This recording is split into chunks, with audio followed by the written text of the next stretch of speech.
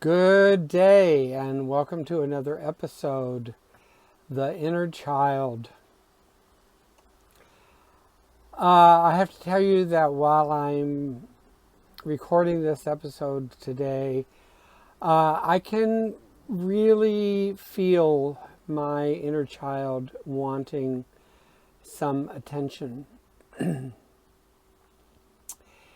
And I've been clear about this for probably a little over a week, and in the last few days it has become significantly clear to me that my inner child is in need.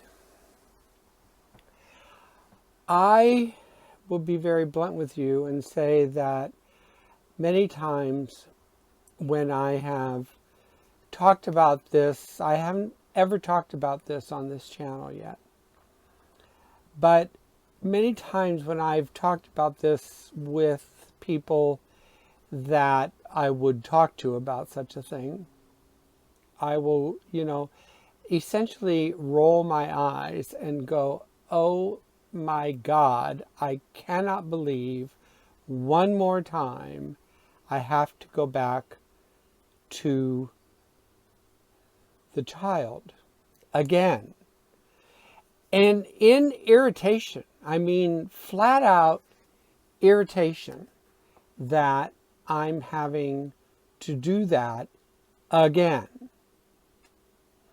Which, if you know anything about inner child work, the point is to comfort the child instead of being irritated with them or him and or her or they, depending.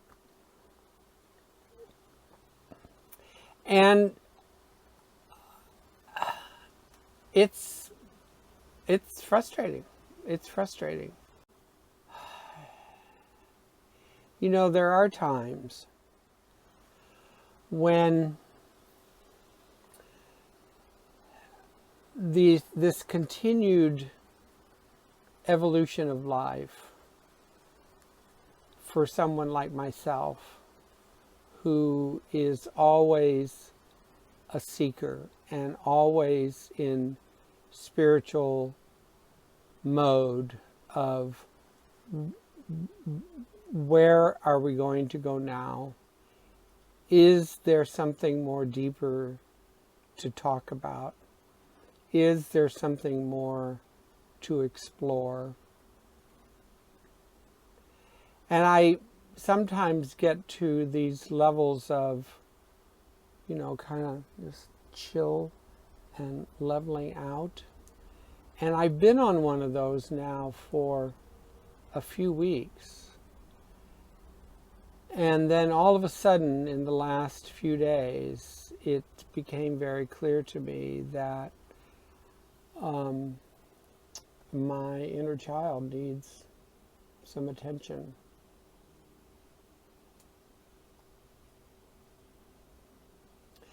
And I can always tell, well,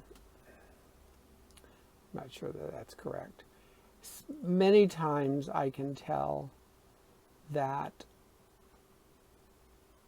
or at some point, let's put it this way, at some point I can tell based on one of my personal addictions that the inner child is desperate for attention. And it took me for a long, long time for me to understand that that's part of it. Which means that I'll have to do some more writing and some more praying over all of that and give it some attention as well. I have not done formal inner child work ever.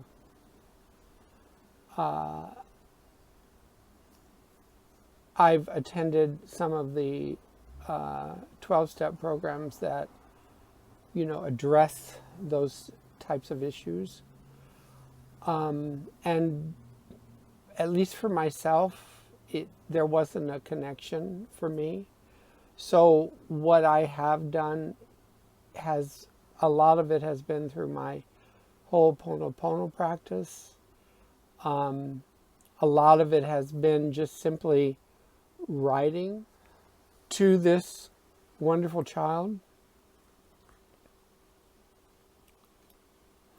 There's a famous photo of me from when I was about 7 or 8 years old. And I could see in that boy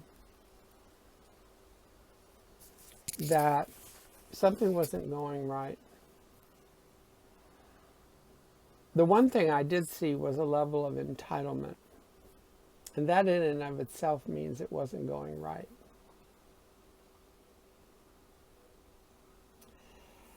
But then I move on, and there is this, which I don't believe still exists anymore, but there was these films of me that my dad took when I was swimming, when I was in competitive swimming in junior high school.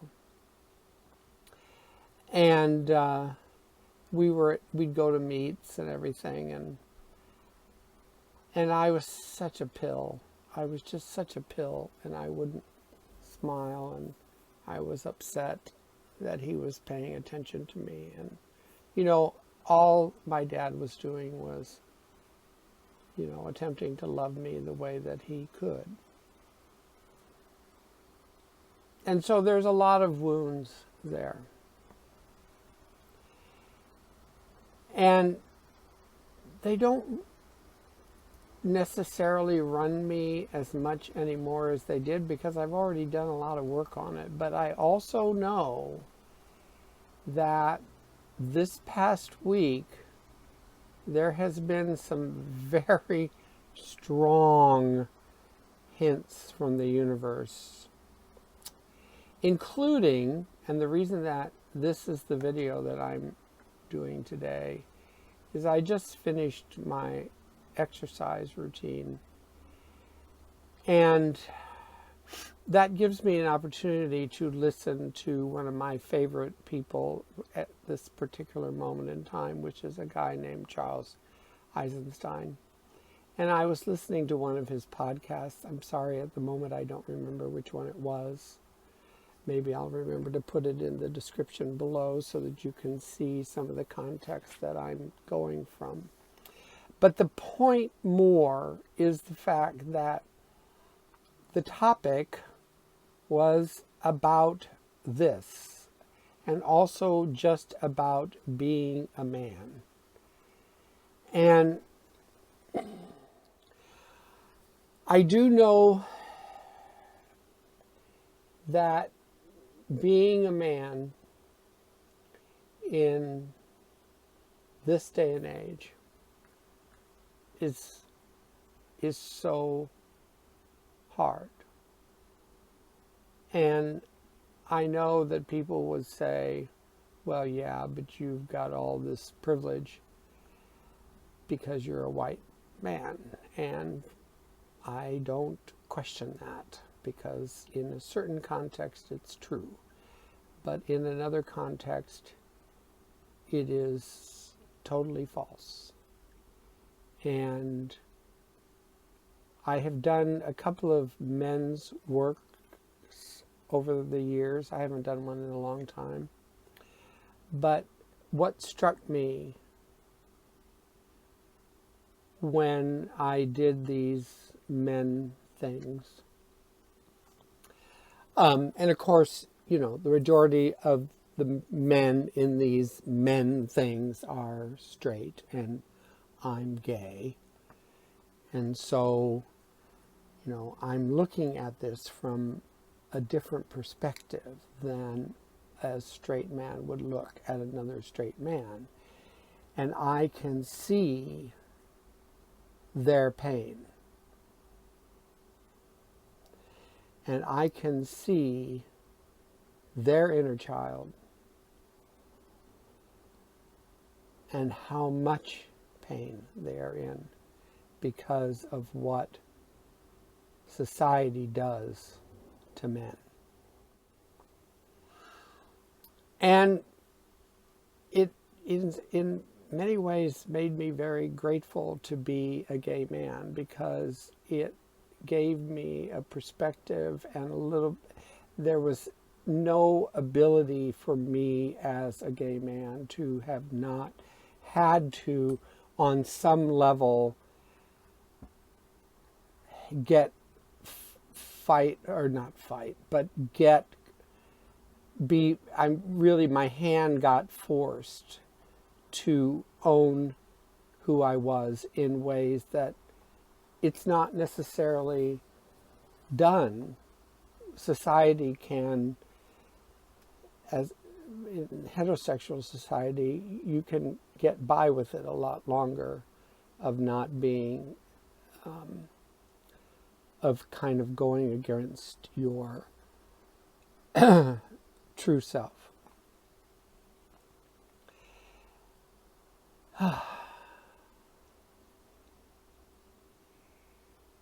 There's a big lump in my throat and pain in my chest as I talk about this today.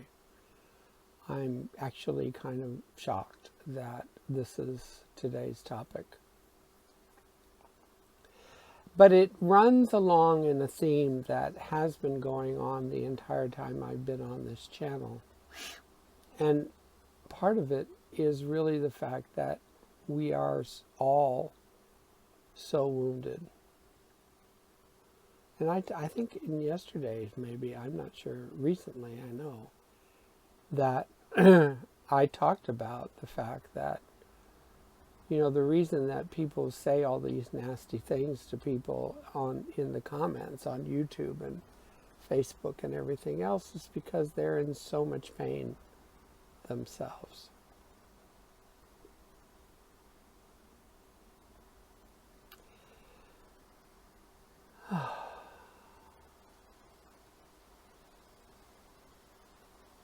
The other day a friend of mine said, I don't think that we necessarily have to change through pain. And I don't necessarily disagree with that. But what I also know is that the story doesn't get, most of the time, 95, 99% of the time, doesn't get rewritten without a significant amount of pain. Pain is the price of admission to a new life. I know that when I sit down with little Mark, that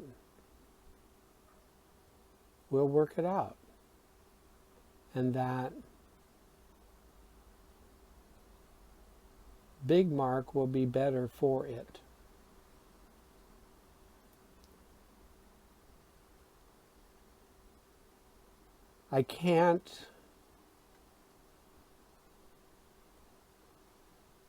I know it's no longer acceptable to me to push stuff under the rug. It hasn't been for a long time, but it's become even more intense for me, and particularly since I started this channel, because I've said a lot of things on this channel that I've always wanted to say, but was in so much fear of saying it. And I could get some pushback for this conversation for sure. But I do know that aggressive pushback is that I struck a nerve. So this is a conversation that will probably be extended again. I can tell that there's something deep behind this. You can tell by the tone that I've been kind of struck over something. And that was kind of the point of the channel in the first place.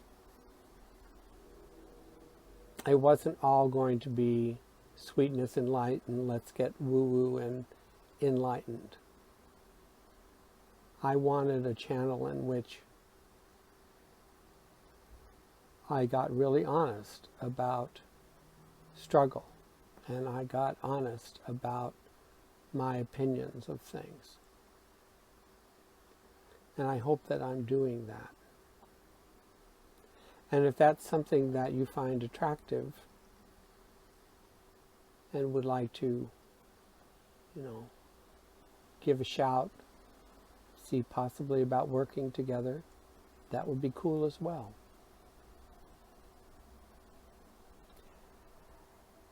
I'm glad I said this today. Thank you so much for listening. Merci beaucoup. Bonne journée. À bientôt.